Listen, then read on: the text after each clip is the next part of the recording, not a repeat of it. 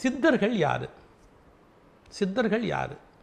அவர்கள் வேதத்தை ஒப்புக்கொண்டவர்களா, வேத மறுப்பாளர்களா? ஸ்ட்ரைட்டாக நீங்கள் நல்லா யோசிச்சு பாருங்கள். சித்தர்கள் வேதத்தை ஒத்துக்கொண்டிருந்தால் அவங்க பாடும்போது இப்படி பாடுவாங்களா?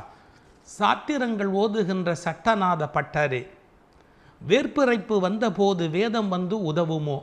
இன்னும் சில பாட்டு என்னால் சொல்லவே முடியாது. அந்த அளவுக்கு சில பாடல் சித்தர்கள் வந்து வேத மரபை கேலி செய்து பேசியிருக்காங்க.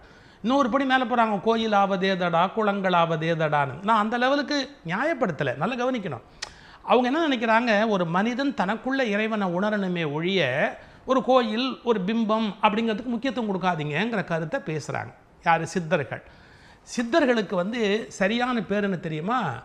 தமிழ் சித்திர மரபு அப்படிங்கிற புத்தகத்தில் பேராசிரியர் TN கணபதி எழுதுகிறார், கலகக்கார மரபு அப்படிங்கிறார். அவங்க ரிபல்ஸ், ரெவல்யூஷனரி. இப்போ எதுக்கு சித்தர்களை பற்றி பேசுகிறேன்னு யோசிக்கிறீங்களா?